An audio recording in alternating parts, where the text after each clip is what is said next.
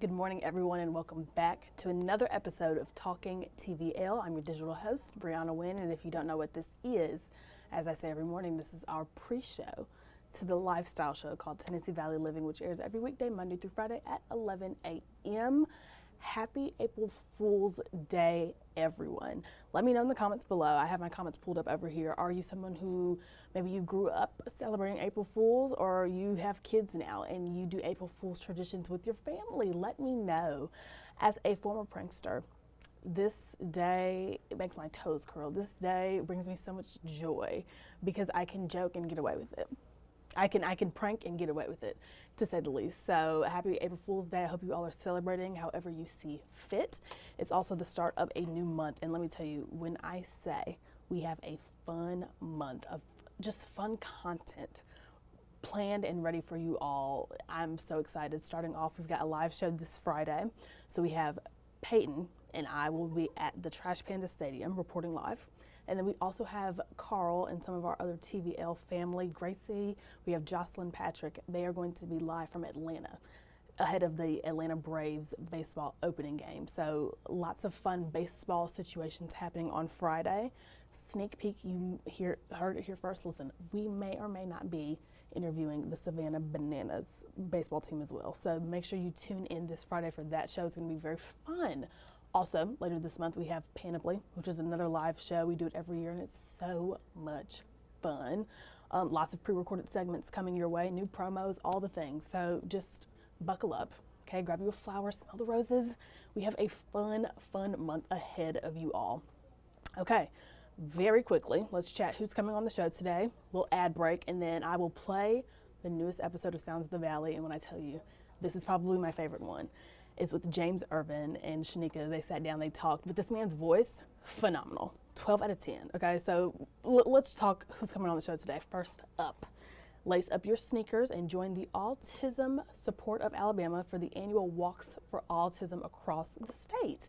So throughout the month of April, in honor of Autism Acceptance Month, communities will come together to celebrate and support individuals with the autism at locations all the way from Huntsville to Mobile, Dothan, and more. So there's going to be mostly walks. They're featuring scenic walks, family-friendly activities, music, resource fair, food, fun, fashion, all the things. So we have Jenny Morris, who is the executive director of the Autism Support of Alabama organization. She's joining Peyton today on camera to talk about this year's walk and how you can participate. And I think it's cool. Yes, we are here in North Alabama, but the fact that this is something that maybe you have family down in Dothan or you have family in Montgomery or whatever, and they're like, I want to be a part of this too. Well, they can. And so what you're going to do is you're going to grab your pen and your paper and you're going to watch the show at 11 today. And you're going to get all the information. How do you register? Is it free? All the things, all the information you need. And you're going to give it out to your people so that they can also join us from wherever they are in the state of Alabama. So that is happening up first around 11:15 today. And then we have the second annual Taste of Sheffield. So that event is happening this Thursday, April 3rd from 5:30 to 7 p.m. on the terrace behind L.E. Wilson School on the Bluff. So this year's event, they say it's bigger and better than ever. Okay, they've got 13 participating Sheffield-based restaurants serving up samples from their most popular dishes. And one of these restaurants includes the Red Clay Table, who will be on the show today. Okay, again, they're the Red Clay Table, and they are going to be whipping up their famous creme brulee. Let me tell you, I was telling Jocelyn, she's one of the producers on the show, I told her yesterday, I said, I've never had creme brulee before. And so I'm very excited about this. Does it taste like pudding? Is it like ice cream? I have no idea. But what I will do is find out today, and then tomorrow on Talking TV, I'll have to report back, and I'll let you know. So that's happening today around 11:30. We've got the Red Clay Table showing us how they make their creme brulee. And then last but not least, we've got John Reinhardt, I hope I'm saying his last name right. He's from Athens, and he is a man who was recently recognized for the Carnegie Medal for Heroism. So we're going to hear from him around 11:45 today, hear his story, which I was reading a little bit about it. It's very inspiring, so make sure that you do take a listen and hear what he has to say, and that'll be again around 11:45 today.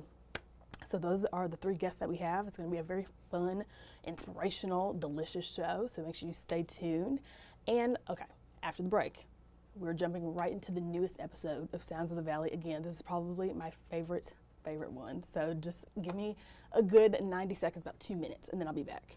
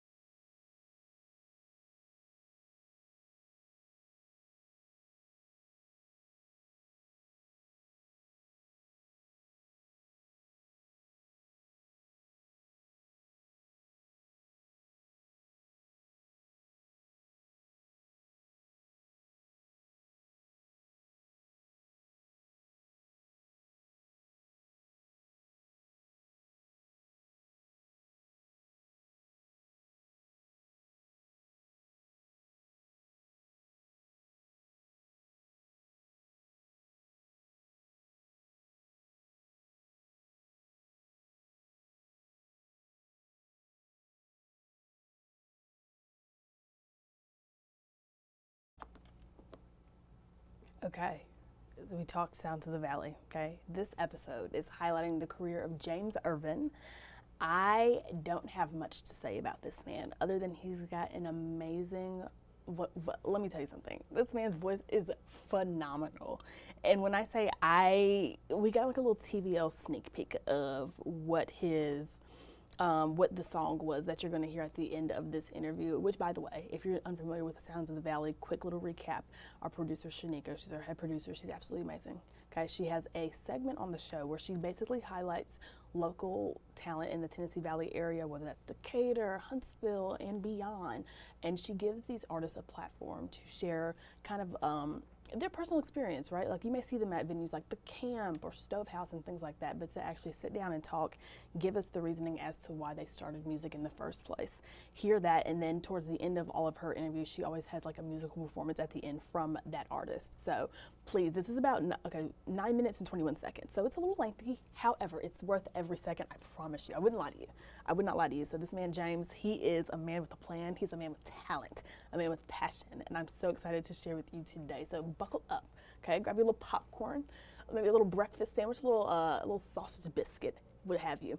And let's watch this episode of Sounds of the Valley. Sounds of the Valley is sponsored by the Huntsville Symphony Orchestra. I'm Shanika Wright, and on this edition of Sounds of the Valley, we're introducing you to a familiar face you've probably already seen on stages all across North Alabama and across the state. So with me today, we have James Irvin. He's been with acts like Microwave Dave, and he's been in the business for more than 20 years. So, James, thanks for joining me today. Thanks for having me on the show. Of I course. appreciate it. How are you? I'm doing pretty good, I think. Yeah, we'll see after this is over. You're going to be doing even better after this is over, I promise. So, probably so. So I just want to start with how your love of music became to be. Like you're from around this area, you're from Center Grove, actually. Yeah, Center Grove, Alabama. So tell me middle of nowhere. So tell me how your love of music cultivated and how did it grow? Musical family, and it was always there. It was just always there. But for me, it was hearing Up Around the Bend by CCR come on the radio when I was about 3, and then I was obsessed with it. And I started playing snare drum around that age, and I would play along with Creedence tapes, and it was just always there. First performances for me would have been pretty early teenage years, and it was usually playing drums in a band that my dad was in. Shortly after that, me and my sister were both writing songs. So I recorded us a demo tape when I was about 16 or 17. Took it around to some places in Huntsville, which was the big city to us. And yeah, we got our first booking, and then we just kept going. And that's how I got started in the local scene. Lovely. So we know that you have been tied to Microwave Dave and Yeah. the Nukes, and you got that gig pretty early on in your career, like your early 20s. Can you tell me more about like how that came to be and what that experience was like? Of course, I was familiar with Microwave Dave. My dad was a fan and took me to see him at Big Spring Jam when I was about 11 years old. Oh. But I had been playing drums some on the local scene for about a year, and Microwave Dave came in and heard me play and then pulled me aside and talked to me and offered me the job, and I was like, yeah, I'll take it. That was my first experience getting on the road and playing out of town. Once it became known that I played drums, I started getting busy. Different bands were calling on me to play for them. And so that was great. That's how I got my foot in the door to where I could play solo gigs if I wanted to, or I could front my own band if I wanted to. So I've always just kind of juggled all three things. There's some weeks where I'm, playing drums all week, or there's some weeks where I'm just playing solo gigs all week, and maybe once or twice a month front my band. So it breaks monotony. It keeps it fun for me, I think. You're a full-time musician. Like, how has that journey been for you? Highs and lows. Like, what is it like to just be a full-time musician, especially in this area? The early years were difficult. You're scraping by. So, you sacrifice, you definitely sacrifice, but you're getting to do what you love. And for me, I just stuck with it. Maybe it wasn't the right thing to do, but I did it, and I'm glad I did it. And because of that, I've gotten to do some pretty incredible stuff, and I'll have that for the rest of my life. I'll have those memories. And pretty much any friend I have, anybody I know, rich or poor, whatever, I know them from playing music. It doesn't seem like it's been 20 years, so I don't think I have any choice but to keep going, no matter what level that is, whether it gets bigger or it doesn't. If I stay where I can be happy exactly where I'm at right now, or if I'm just playing locally once a week, I can still be happy with that. But it's definitely something I plan on doing the rest of my life until I can anymore. So when someone says James Irvin, what, I guess, legacy do you want to leave behind when they mention your name? What is it that you want people to think? That's a good question. I hope that whatever I did, I brought some joy to their life, or I think first and foremost that they enjoyed being around me. I'm enjoying it, so. Yeah, I just want to leave good, pretty much. And if people dig the music I've put out, if I've inspired anybody, then I'm really grateful for that. Anytime somebody has said to me that, hey, I heard you play one time, or I've had people come up that heard me when they were a kid and it got them into it, and that, it's unbelievable that, you made that impact. And there's a lot of times that we've played in the schools, for the Microwave Dave Music Education Foundation and things like that. And I've had, kids that are 21 or 22 come up and be like, hey, when I was 8 years old, I watched you play drums, and that, that's pretty cool. It is. So. What are you going to be performing for us today, and what's the inspiration behind it? All right, so today I'm going to be playing a song that's brand new that I have yet to record and I have yet to perform. An exclusive? I am honored. And the name of the song is You Only Get One. I'm honored to be the first fangirling. Okay. These roads, they all lead to home. And everything I'd ever known. But I don't know it now.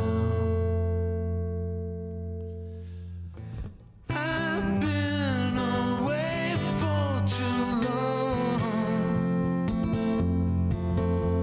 Denying that anything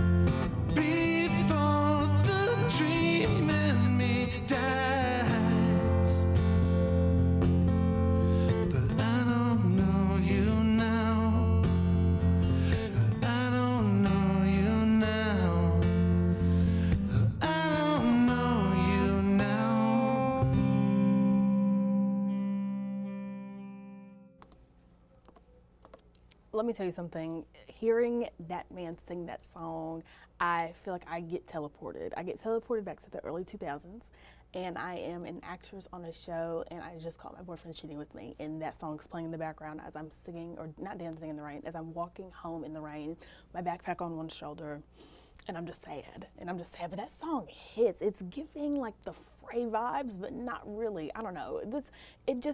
It gives me nostalgia. That's what I'm trying to get at here. It gives me nostalgia. I love it so much. James, if you're watching this, I want to be your friend.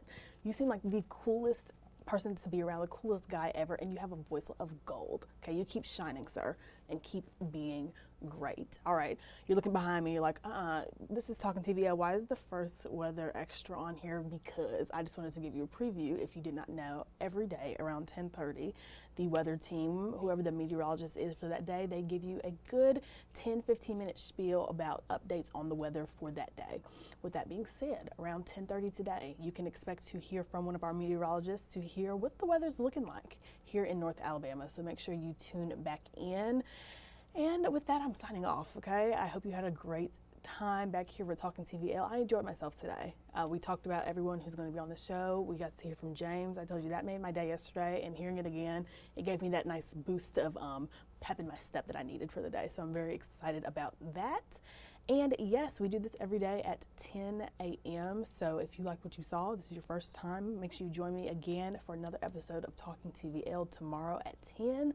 Have an amazing day. Enjoy your April Fools. Do pranks. Be safe. And I'll see you tomorrow.